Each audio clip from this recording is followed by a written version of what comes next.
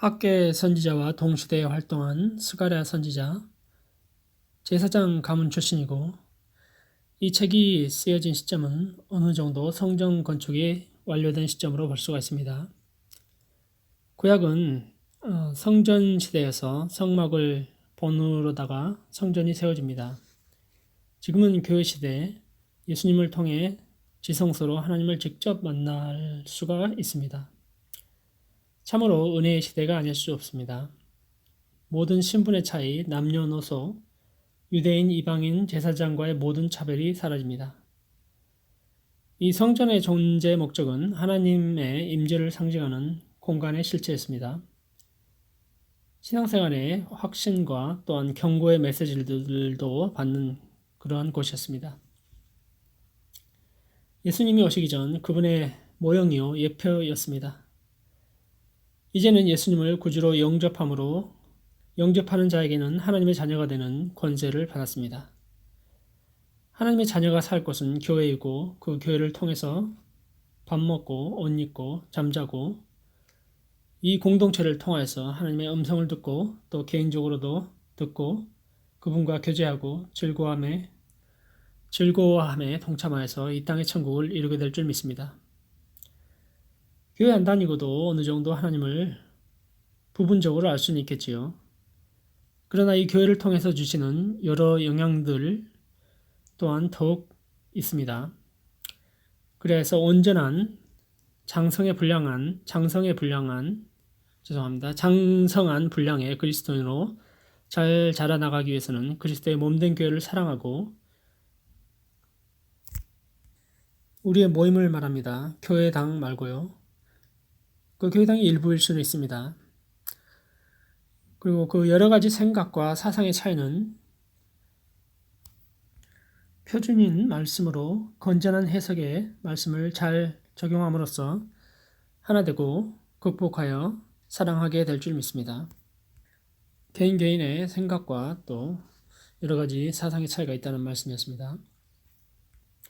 우리가 붙잡아야 될 것은 본질을 붙잡되 다양한 개성은 인정하고 품어야 또 시너지 효과로다가 어떤 일을 할 때 더 잘 되게 되어줄 수 있습니다. 이번 콘서트를 통해 교단과 인종과 교회들을 한자리에 모이게 된 함께 일하게 되는 놀라운 일들을 보게 되었습니다. 앞으로도 이런 문화적인 사역이 이 세상에 잘못된 흑암으로 뒤덮인 문화에 충격을 가하여 이 빛이 이기게 될 줄 믿습니다. 퀴즈들은 보통 아침형이어서 저녁에 안 올 것 같지만 잠 안 자는 노인들이 클래식 좋아하는 분들이 많이 왔습니다. 광고의 효과가 크지 않았나 싶기도 하고요. 여러분들이 티켓 홍보도 잘 하셨을 줄 압니다.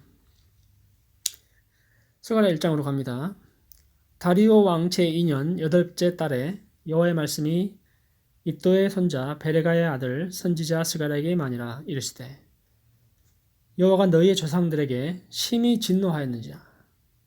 그렇죠. 그동안의 스토리를 쭉 보시면요. 그러므로 너는 그들에게 말하기를 만군의 여호와께서 이처럼 이르시되 너희는 내게로 돌아오라. 만군의 여호와의 말이니라. 그리하면 내가 너희에게로 돌아가리라. 만군의 여호와의 말이니라.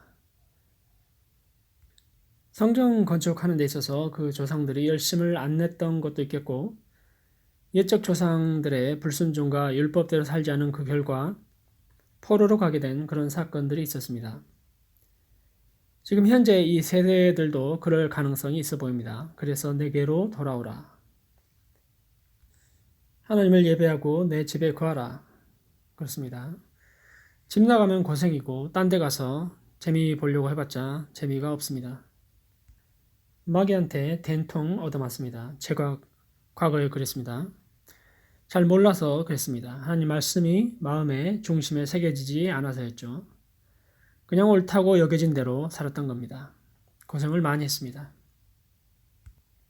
4절입니다. 너희 조상들을 본받지 말라. 옛적 조상 선지자들이 그들에게 외쳐 이르되 만군의 여호와께서 이같이 말씀하시기를 너희가 악한 길, 악한 행위를 떠나서 돌아오라 하셨다 하나 그들이 듣지 아니하고 내게 귀를 기울이지 아니하였느니라. 여호와의 말이니라. 여호와의 말씀에 귀를 기울이고 행하는 자 복이 임할 줄을 믿습니다. 7절부터 해서 이제 8가지의 환상이 쭉 나옵니다. 이 환상의 목적은 성전 재건에 낙심한 사람들에게 용기와 소망을 주는 데 그 목적이 있습니다. 첫 번째 환상으로 말들이 등장합니다. 다른 색깔의 말들입니다. 각 말마다 상징하는 바가 있다고 하기도 하는데요. 뒤에 내용들을 보면 그 상징하는 바가 연관이 있을 수도 있다고 보기도 하고 그냥 그저 말 색깔이다 라고 하기도 합니다. 이런 것들이 중요한 것이 아니고 이 말들은 여호와의 사자, 천사가 타고 땅에 두루다니면서 정찰을 하라고 보낸 말들입니다. 천사가 12절에 말합니다. 여호와의 천사가 대답하여 이르되 만군의 여호와여 여호와께서 언제까지 예루살렘과 유다 성읍들을 불쌍히 여기지 아니하시려 하나이까 이를 노하신 지 70년이 되었나이다 하매 우리는 그냥저냥 이 땅에서 사는 것처럼 보이지만 하늘에서 계속적으로 일들이 일어나고 있다는 걸 볼 수 있습니다. 하나님이 천사를 통해 군대들을 통해 다 작업을 하고 계시죠. 얼마만큼 하시는지 14절에서 볼 수 있습니다. 시온을 위하여 크게 질투하며 했습니다. 하나님의 열정적인 헌신의 표현이라고 볼 수 있습니다. 영어 성경은 I am very jealous for Jerusalem and Zion. 그랬기 때문에 사랑했기 때문에 그저 벌만 주려고 했던 것이 아님을 알게 됩니다. 그래서 70년 생활을 훈련시키려고 또다시 광야로 내보냈는데 이 안일한 여러 나라들 때문에 심히 진노하신다고 15절부터 말씀합니다. 안일하다는 것은 교만하다라고 표현된 것입니다. 이방 나라들이 자기의 의로 가득 찼고 그저 만족해 있고 안일하다는 겁니다. 잠깐 포로로 내준 것뿐인데 이 이방 나라들이 힘을 내서 이때다 싶어서 고난을 더하였습니다. 잔혹하게 됐습니다. 그러므로 이제 여호와가 불쌍히 여기시는 때가 왔습니다. 그래서 예루살렘에 돌아와서 건축이 되어집니다. 약속하시기를 넘치도록 풍부할 것이라. 다시 위로하며 다시 예루살렘을 택하리라 하셨습니다. 18절부터 21절까지 4개의 뿔이 등장하는데 두 번째 환상이죠. 이 뿔이 상징하는 바는 이방 나라들이겠죠. 유다와 예루살렘을 흩뜨린 그런데 이제 하나님이 대장장이들을 보내서 이 뿔들을 내쳐서 떨어뜨리겠다는 환상입니다. 여기까지 1장이 마무리되게 됩니다. 서두에 하나님은 이스라엘 백성에게 악한 길에서 돌아오라고 하십니다. 뭐가 악했는지는 앞에서 언급을 했습니다. 그리하면 하나님도 너에게 돌아가리라. 하나님이 우리와 교제하고 잔치하고 모든 일들을 방해하는 세력은 하나님이 친히 천사를 보내서 일하시겠다 하는 내용입니다. 말씀에서 볼 수 있듯이 일을 행하시는 분은 여호와 하나님이라는 겁니다. 지난주 토요일 스테반 교회 성도분들과 얘기를 나눴습니다. 직분이 뭔지는 모르겠어요. 콘서트 일부가 끝나고 나서요. 어린이들의 합창을 보고 듣고 완전히 놀랬다는 겁니다.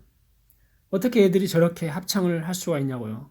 유치원, 초등학생 정도 되는 애들인데 옷도 천사같이 입고 나왔죠. 그죠? 그리고 나서 한국의 기독교인들이 몇 프로 되냐 등등 이런 대화를 했는데요. 저는 과거의 퍼센티지를 먼저 말했어요. 약간 모자라다는 부끄럽다는 생각이 들기도 했어요. 과거에는 25% 정도 됐는데 지금은 10%가 될는지 모르겠다고요. 출석 교인을 말하는 거죠. 근데 물론 뉴질랜드는 더 심합니다. 완전히 선교 대상입니다. 동시에 선교사도 파송하는 나라이긴 합니다만 요즘에 있어서 선교지란 개념은 조금 바뀌고 있긴 합니다. 아프리카 오지에서 원주민 상대로 케냐에서 선교하시는 선교사님도 있는 것 반면 여기 이 땅에 곳곳도 선교지입니다. 그리고 우리의 문화와 정치, 경제 모든 영역이 현재 선교 대상입니다. 어쩌다 이 지경이 되었는 건지 생각해 봅니다. 과거에 서구권은 기독교 90%를 자랑했습니다. 그런데 아직 예수님이 안 오셨습니다. 복음이 전해지지 않았다는 겁니다. 예수님 그러셨잖아요. 복음이 다 전해진 후에야 오신다고요. 정말 친절하시죠. 기회를 계속 주시고 있다는 거죠. 악한 길에서 돌아서라. 그리하면 나도 너에게 돌아가겠다. 글쎄요, 과거에 회개하고 교회 잘 다니고 있는데 특별히 나는 악한 길을 가고 있나요? 민주주의 시민이고 법 잘 지키고 도덕적으로 문제 없는데 교회 잘 나가고 11조 잘하고 봉사 잘하고 우리한테는 해당 안 되는 말씀이지. 저때 그 이스라엘 사람들이 계속 우상 숭배하고 말 안 듣고 악한 길로 가서 그렇게 말씀하신 하나님일 거야. 개인적으로 이 것들을 한번 묵상해 보면 좋겠습니다. 우리는 기독교가 예수가 진리라고 믿고 있는데 왜 그리 기독교인들은 줄고 손가락질 받기도 하고 그럴까? 기독교만이 예수만이 진리는 맞는데 다른 종교를 또는 무신론자도 착하기만 하면 하나님이 계시다는 것 정도만 인정하면 구원받는 건가? 그 구원이 별거 아닌가? 받아도 되고 안 받아도 되는 그런 건가? 착하게 살면 되지. 창조자를 인정하고 안 하고 또 설사 인정 안 하고 진화론을 믿으면 악한 거고 지옥 가는 건가? 다른 종교 믿으면 구원이 없고 지옥 가는 건가? 글쎄요, 뭐 종교는 다 같은 거지. 다 그 안에 하나님 있지. 하나님 만나는 노력이지 뭐야. 다른 루트를 통했지만 구원이 있을 수도 있는 거지. 신학계 내에서도 이런 논쟁, 갈등, 여러 이슈들이 있습니다. 그래서 서로 간에 이단시하기도 합니다. 정통 기독교 내에서도 여러 가지가 있습니다. 이런 거 뭐하러 따지냐. 그냥 믿으면 됐지. 시간 낭비야. 그냥 예수 전에 하면 쟤들은 다른 예수를 전하고 있네. 막 그러기도 합니다. 이단이야, 사단이야. 끝이 없습니다. 정통이라는 결의 안에 갇혀 내 것만 오라 하다가 사랑이라는 걸 잃어버리고 바리새인처럼 되기도 하고요. 내가 다 모든 걸 안다. 우리 것만이 옳은 것이야 라는 그런 태도도 굉장히 경계해야 될 태도가 아닌가 싶습니다. 악한 길에서 돌아서라. 그리하면 나도 너에게 돌아가겠다. 누가 누구에게 사람이 지적하는 데는 한계가 있다고 봅니다.